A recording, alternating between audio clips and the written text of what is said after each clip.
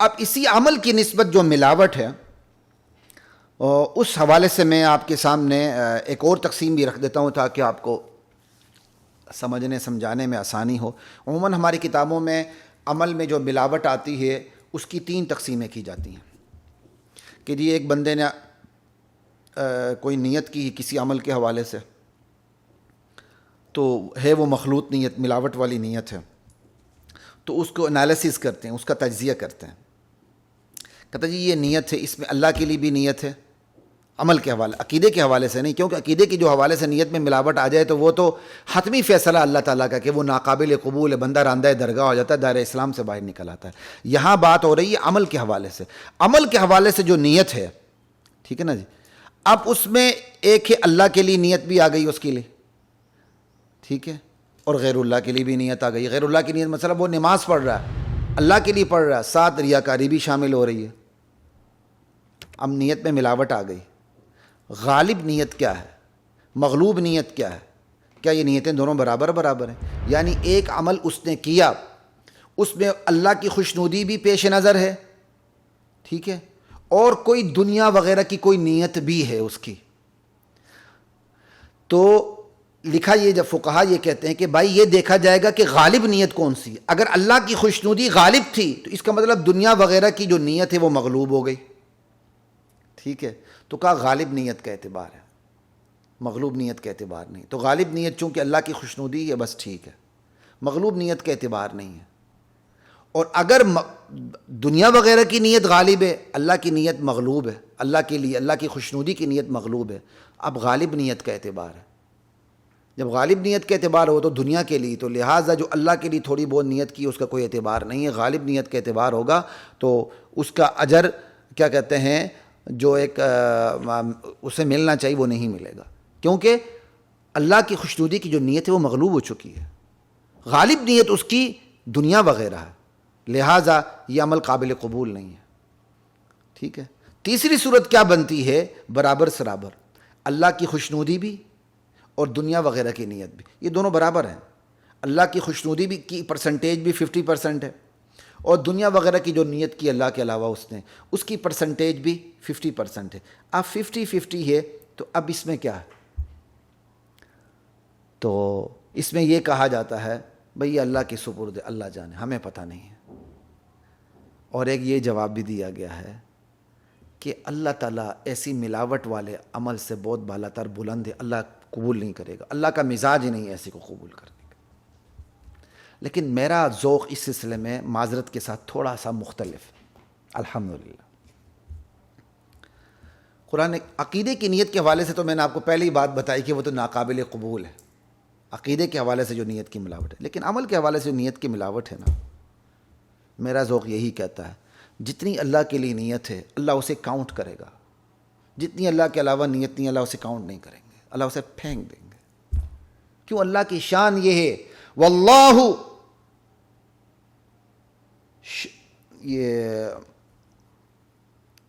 واللہ شکور حلیم، سورہ تغابن کی آیت نمبر 17 جہاں سورہ تغابن ختم ہو رہی ہے۔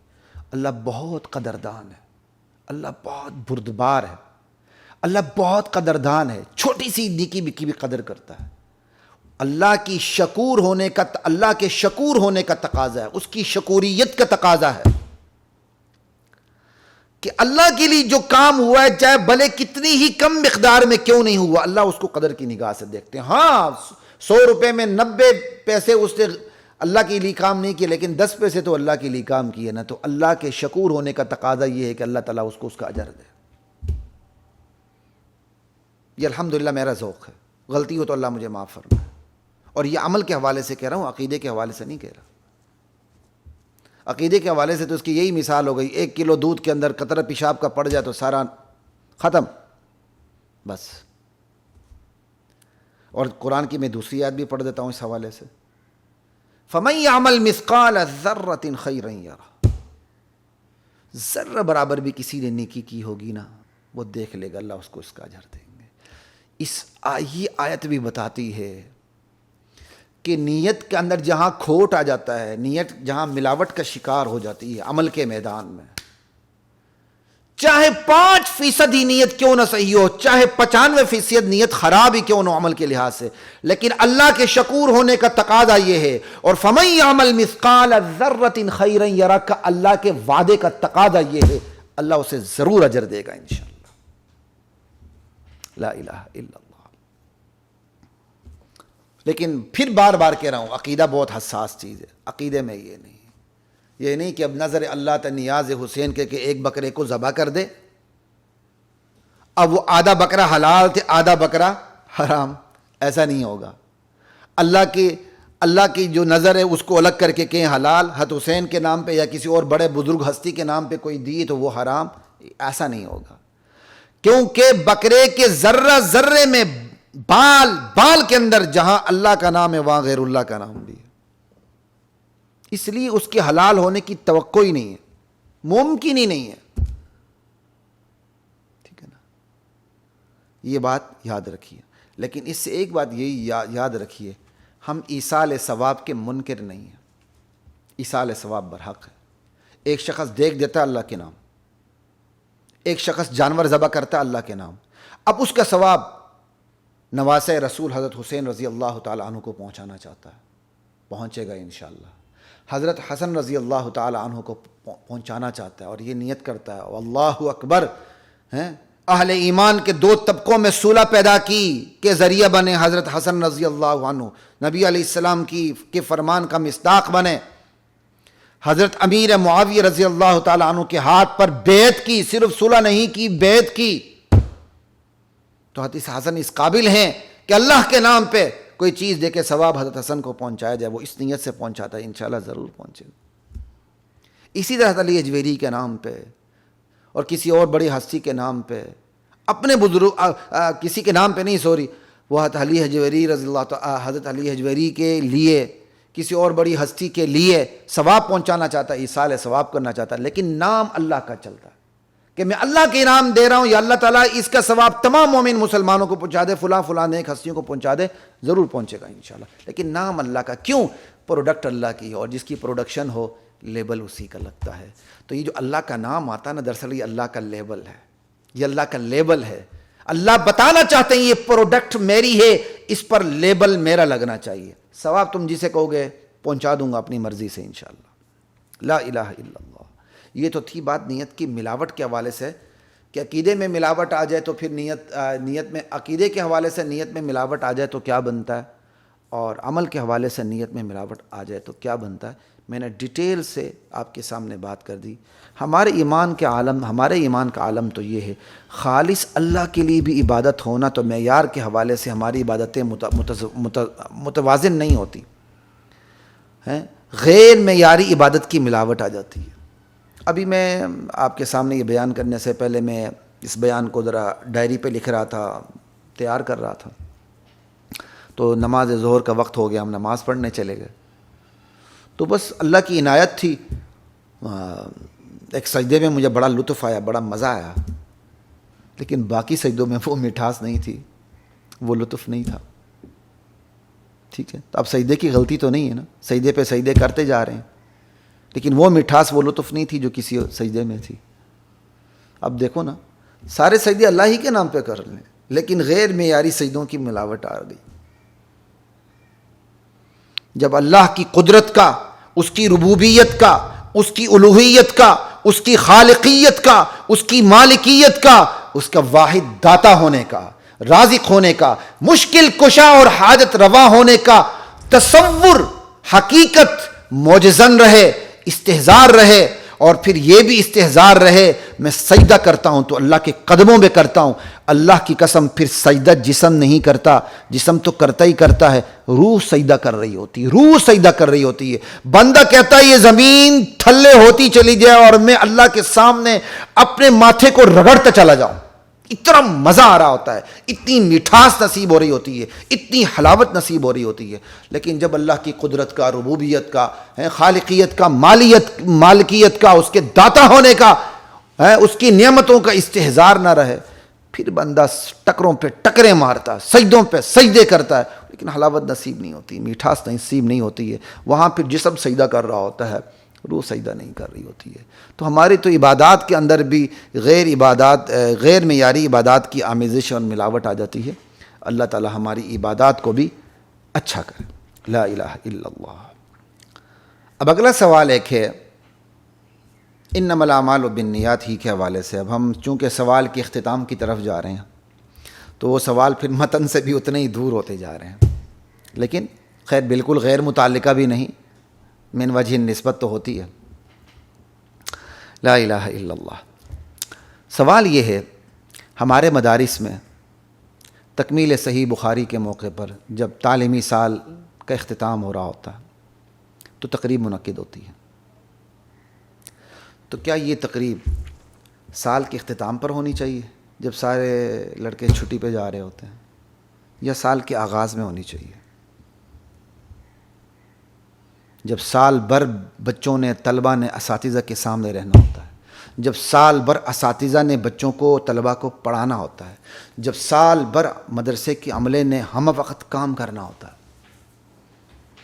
اس عاجز کی رائے یہ ہے، الحمدللہ میرا اس پر شرح صدر ہے، جب اللہ نے موقع دیا تو میں اس پر عمل کرنے کی کوشش کروں گا. ابھی میں اس عمل کرنے کی پوزیشن میں نہیں ہوں. لا الہ الا اللہ. میرے والد صاحب اس دنیا سے رخصت ہو چکے، تو فی الحال میں نے عارضی طور پر تدریس بھی چھوڑی ہوئی ہے.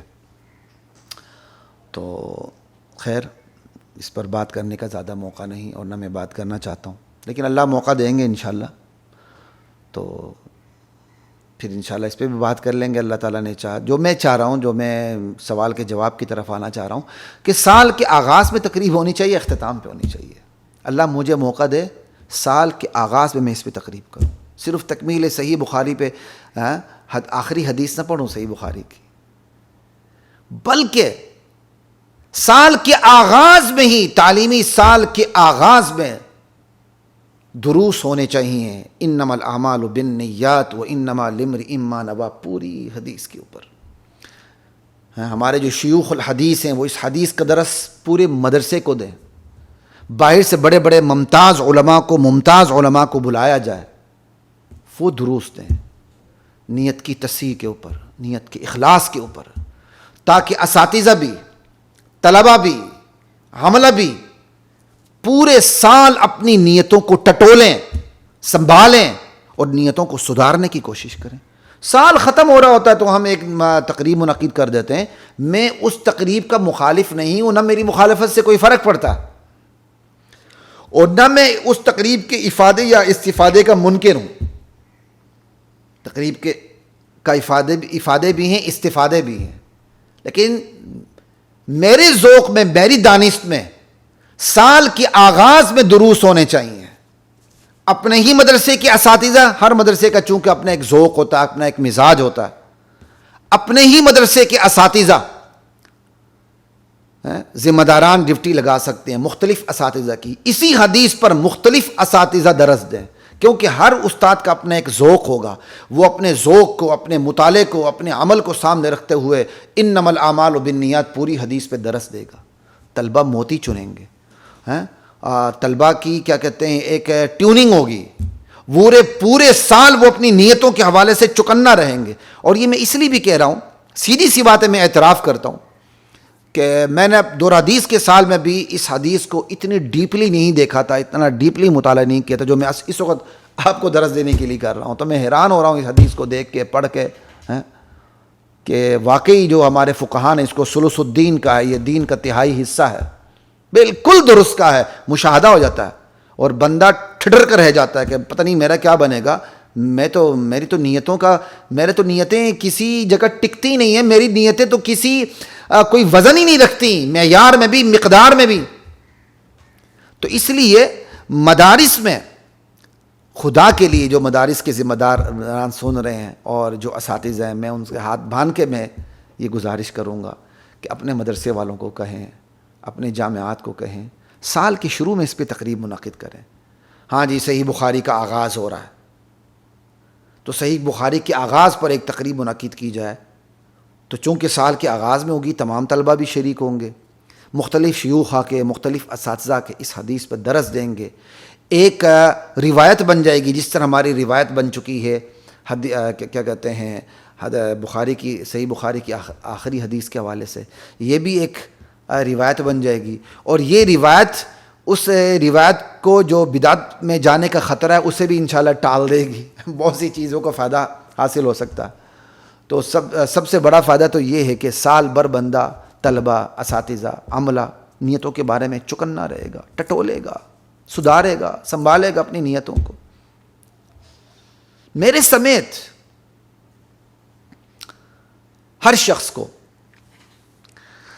یہاں سے آپ نے کلپ الگ کرنا ہے اب، ٹھیک ہے؟ میرے سمیت ہر شخص کو اپنے نیتوں کو ٹٹولنے کی ضرورت ہے، کنگالنے کی ضرورت ہے۔ ہم اپنی نیتوں کو کنگالیں، ٹٹولیں، بطور عالم، بطور طالب، بطور ڈاکٹر، بطور طبیب، بطور انجینئر، بطور قانون دان، بطور وکیل، بطور جج، بطور تاجر، بطور گاہک، بطور مدعی، بطور مدعا علیہ، بطور حاکم، بطور رعایا، بطور امیر، بطور غریب، بطور ظالم، بطور مظلوم، بطور ملازم، بطور افسر، بطور محتمم، بطور استاد، بطور شاگرد، بطور والد، بطور والدہ، بطور بیٹا، بطور بیٹی، بطور شوہر، بطور بیوی، ہماری نیت کیا ہے؟ بس ہماری نیت کیا ہے؟ میرا تعلق جس پروفیشن سے ہے، میرا تعلق جس شعبے سے ہے، دن رات جس عمل سے ہے، اس میں میری اصل میں نیت کیا ہے؟ اگر اللہ تعالیٰ نے مجھے علم کی دولت سے نوازا تو میری نیت کیا ہے؟ اگر اللہ تعالیٰ نے مجھے تاجر بنایا تو میری نیت کیا ہے؟ اگر اللہ تعالیٰ نے مجھے استاد بنایا تو میری نیت کیا ہے؟ اگر اللہ تعالیٰ نے مجھے باپ بنایا ہے، ماں بنایا ہے، بیٹا بنایا ہے، بیٹی بنائی، میری نیت کیا ہے بھائی؟ اللہ اکبر! ہماری نیتیں کیا ہیں ہمارے شعبوں کے حوالے سے؟ ہماری نیتوں میں اخلاص کتنا ہے؟ ہماری نیتوں میں شرک کی آمیزش کتنی ہے؟ یہ بھی دیکھیں، شرک جلی ہے یا خفی ہے۔ ہماری نیتوں میں شرک کی آمیزش کتنی ہے؟ ہماری نیتوں میں ملاوٹ کس قدر ہے؟ اور یہ بھی یاد رکھیے، نیت بیرونی عمل کا نام نہیں۔ ماشاءاللہ نماز پڑھ لی جی، نیت ٹھیک ہے، نیت اندرون کا نام ہے جس سے صرف ایک اللہ واقف ہے، بس اور کوئی واقف نہیں ہے۔ نیت اندرون کا نام ہے، ٹھیک ہے نا؟ بندے کو اپنی نیت کا پتہ ہے، اور بندے کو اپنی نیت، بندے کو بندے کی نیت پر اتنا زیادہ علم نہیں جتنا اللہ تعالیٰ کو اپنے بندے کی نیت کا پتہ ہے۔ الا یعلم من خلق، بلا وہ بھی نہ جانے جو پیدا کرے۔ لا الہ الا اللہ۔ اللہ اپنے علم غیب پر اپنی تخلیق کو دلیل بنا کے پیش کر رہے ہیں۔ خیر، کئی موضوع سے میں ہٹ نہ پاؤں۔ ہم کس نیت سے اپنے شعبے سے منسلک ہیں؟ میں استاد ہوں تو میری نیت کیا ہے؟ میں طالب علم ہوں تو میری نیت کیا ہے؟ اگر میں دینی تعلیم حاصل کر رہا ہوں تو میں کس نیت سے کر رہا ہوں؟ سمجھ آئی؟ ہمارے طلباء کو دیکھنا چاہیے وہ کس نیت سے، اور میں بتاؤں نیتوں کا بڑا دخل ہے۔ مستقبل، اپنے فیوچر پر نیت اثر انداز ہوتی ہے۔ آپ نے کس نیت سے پڑھا، خدا کی قسم مشاہدہ ہو جاتا۔ اس پر ڈیٹیل بھی جانے کی ضرورت نہیں۔ خدا نخواستہ ایک عالم دین بن رہا ہے، اس کی نیت کچھ اور ہے، دنیا داری کی ہے، تو کیا اثرات مرتب ہوں گے؟ ایک بندہ دنیا پڑھ رہا ہے، اس کی نیت اچھی ہے، وہ تو نکل گیا نا، پھر آگے دنیا پڑھتے ہوئے آگے نکل گیا، اور میں دین پڑھتے ہوئے پیچھے رہ گیا۔ انا للہ و انا راجعون۔ نیتیں بڑی نازک ہوتی ہیں، نیتیں بڑے حساس ہوتی ہیں، وہ عالم کو جہنم پہنچا دیتی ہیں، جاہل کو جنت پہنچا دیتی ہیں، دینی تعلیم والے کو جہنم پہنچا دیتی ہیں، دنیاوی تعلیم والے کو جنت پہنچا دیتی ہیں۔ نیت کا معاملہ بہت حساس ہے، نیت کا معاملہ بہت نازک ہے۔ یہ صرف نہیں کہ اللہ نے مجھے علم دین دیا ہے، میں مدرسے میں پڑھ رہا ہوں، میں جامع میں پڑھا رہا ہوں، بس میں ٹھیک ہوں۔ نا نا نا نا نا نا، نیتوں کو ٹٹولتے رہیں، نیتوں کو کنگالتے رہیں کہ میں جس شعبے سے، جس پروفیشن سے میرا تعلق ہے، وہاں میری نیت کیا ہے۔ چکنا رہیں، کسی کو نہ بتائیں، اپنا محاسبہ تو کریں، اپنا محاسبہ تو کریں نا، کسی کو نہ بتائیں۔ خدا نخواستہ کل تک نیت خراب تھی، پوری نیت خدا نخواستہ نیت خراب نیت میں گزر گئی کہ میں بڑا جی کیا کہتے ہیں فلاں مضمون میں میں تو ایکسپرٹ ہوں جی، میرا مقابلہ ہی نہیں ہے، میں تو تھلے لگا دیتا ہوں مناظرے کے اندر، فلاں مناظرے میں، فلاں علم میں، فلاں علم نحو میں، علم بلاغت میں، علم صرف میں، علم حدیث میں، علم تفسیر میں نے تو پڑھا اس لیے کہ تھلے لگا دوں. اللہ اکبر. نیتوں کو ٹٹولیں، میرے سمیت ہر بندہ نیتوں کو ٹٹولیں. یقین جانیے کھوٹ نکل آتا ہے. آج کھوٹ نکل رہا ہے، بہت اچھی بات ہے. مرنے کے بعد کھوٹ نہ نکلے بس. اللہ مجھے بھی اخلاص کی نیت نصیب فرمائے. اللہ آپ سب کو بھی، پوری امت کو اخلاص نصیب فرمائے. ابھی کھوٹ نکلتا ہے تو نکلے، اللہ کرے ابھی بھی نہ نکلے، لیکن ابھی نکلتا ہے تو نکلے، آنے والی زندگی میں کھوٹ نہ نکلے. اس لیے ہر بندہ اپنی نیتوں کو ٹٹولے، کنگالے. یہ حدیث پہلے ذکر اس لیے نہیں کی گئی، اور اس حدیث کو ثلث الدین، کہ یہ دین کا 1/3 ہے، 1/3 دین اس حدیث میں ہے، اس کو ویسے نہیں کہا گیا. تو یہ جو میں نے آخری باتیں آپ سے کہیں کہ ہر بندہ اپنی نیتوں کو ٹٹولے، اس کو شرح جامی کا سبق سمجھ لیں. یہ سوال مقدر کا جواب ہے کہ ہم جس شعبے سے منسلک ہیں اس میں ہماری نیت کیا. انشاءاللہ جب ہم اپنے آپ کو ٹٹولیں گے، وَلْتَنْظُرْ نَفْسٌ مَا قَدَّمَتْ لِغَدٍ، تو انشاءاللہ پھر وَاتَّقُوا اللَّهَ کا مصداق بھی بن جائیں گے. سمجھ بات کی. اللہ عمل کی توفیق عطا فرمائے. آگے چلتے ہیں اگلے سوال کی طرف. اچھا جی، اگلا سوال ہے اور غالباً سوال نمبر 13 بنتا. امام بخاری نے اپنی صحیح کتاب کے اندر اس اہم ترین حدیث کو اس مقام پر، جو پہلی حدیث ہے، اس مقام پر مکمل ذکر کیوں نہیں کی؟ یہ حدیث امام بخاری نے متعدد مقامات پہ ذکر کی ہے اور وہاں مکمل حدیث ذکر ہے، لیکن اس مقام پر یہ حدیث انکمپلیٹ ہے. پڑھ دیتا ہوں میں بخاری کا متن، صحیح بخاری کی جو پہلی حدیث ہے، ذرا متن سنیے، تو پھر انشاءاللہ سوال پر بھی بات کر لیتے ہیں، جواب پر بھی بات کر لیتے ہیں. بسم اللہ الرحمن الرحیم. حدثنا الحمیدی عبد اللہ بن الزبیر قال حدثنا سفیان قال حدثنا یحیی بن سعید الانصاری قال اخبرنی محمد بن ابراہیم التیمی انہ سمع علقمة بن وقاص اللیثی یقول سمعت عمر بن الخطاب رضی اللہ عنہ علی المنبر قال سمعت رسول اللہ صلی اللہ علیہ وسلم یقول انما الاعمال بالنیات وانما لکل امرئ ما نوى فمن كانت ہجرته الى دنیا يصيبها او الى امرأة ينكحها فہجرته الى ما هاجر الیہ. یہاں تک حدیث ہے. صدق رسول اللہ صلی اللہ علیہ وسلم. اب آپ دیکھیں اس حدیث کے اندر جو پہلا جملہ ہے وہ نہیں ہے. پہلا جملہ ہے فمن كانت ہجرته الى اللہ ورسولہ فہجرته الى اللہ ورسولہ. یہ جملہ حذف ہے. اور دوسرا جملہ ہے کہ فمن كانت ہجرته الى دنیا يصيبها او الى امرأة ينكحها، کہ اللہ اور اس کے رسول کی طرف ہجرت جس شخص کی ہے تو وہ سن لے کہ اس کی ہجرت اللہ اور اس کے رسول کی طرف ہو چکی. کیا کہنا ہے ایسی ہجرت کا؟ یہ پورا جملہ یہاں حذف ہے. اور باقی دیگر مقامات پر یہی حدیث امام بخاری لائیں، وہاں یہ جو جملہ حذف ہے وہاں حذف نہیں ہے بلکہ وہ مکمل حدیث ذکر ہے متعدد مقامات پر. تو آخر کیا وجہ کہ اس مقام پر امام بخاری نے ایک اہم ترین جملہ حذف کر دیا؟ اور وہ بھی کون سا جملہ؟ کہ فمن كانت ہجرتہ الی اللہ ورسولہ فہجرتہ الی اللہ ورسولہ. جس کی ہجرت اللہ اور اس کے رسول کی طرف، تو ایسی ہجرت کا کیا کہنا؟ اس کی ہجرت تو اللہ اور اس کے رسول کی طرف ہو چکی. یہ حذف. اس سوال کے بہت سے جوابات دیے گئے ہیں. تاویلات باردہ کی بوچھاڑ ہے، خدا کی قسم. طبیعت تنگ ہونے لگتی جوابات سے، اطمینان نہیں ہوتا، قلبی اطمینان حاصل نہیں ہوتا. سب سے بہترین جواب یہی الحمدللہ. میں کسی کا رد نہیں کر رہا، میری ناقص دانست میں سب سے بہترین جواب یہی ہے کہ امام بخاری نے اس مقام پر اپنے استاد جناب حمیدی سے جتنی حدیث سنی اتنا ذکر کر دیا بس. امام بخاری کی دیانت کا تقاضا یہی تھا کہ اگرچہ ان کے استاد حمیدی نے پوری حدیث بھی کیا کہتے ہیں سنائی ہے, وہ دیگر ادلہ موجود ہے, لیکن امام بخاری کو اتنی ہی سنائی تو امام بخاری نے اتنی ہی ذکر کر دی, بس بات ہی ختم ہو گئی.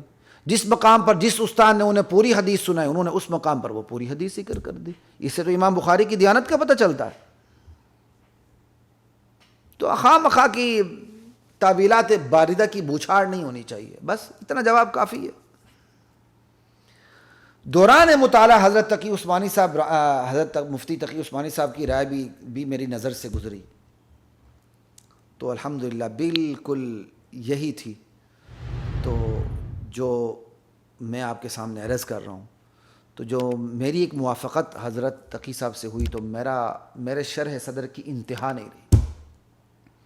میں نے الحمدللہ میں کہ یا اللہ تیرا لاکھ لاکھ شکر ہے. تو چونکہ حضرت تقی عثمانی صاحب کا ذوق بھی یہی ہے اور اللہ تعالیٰ نے مجھے موافقت نصیب فرمائی, تو اس لیے میں نے ہمت کی آپ کے سامنے یہ ذکر کرنے کی کہ اس پر میرا شرح صدر ہے. اور دوسرا جواب بھی تھوڑا سا میری دانش میں ایک اور بھی ہو سکتا ہے, سیدھی سی بات ہے کہ امام بخاری نے یہاں کوئی جان بوجھ کر یہ جملہ حذف نہیں کیا. عجیب عجیب لوگ جواب دیتے ہیں, یہاں جان بوجھ کر حذف نہیں کیا. بھائی ساون حذف ہو گیا نا, بس کوئی کون سی قیامت برپا ہو گئی؟ کیا صاحب نہیں ہو سکتا؟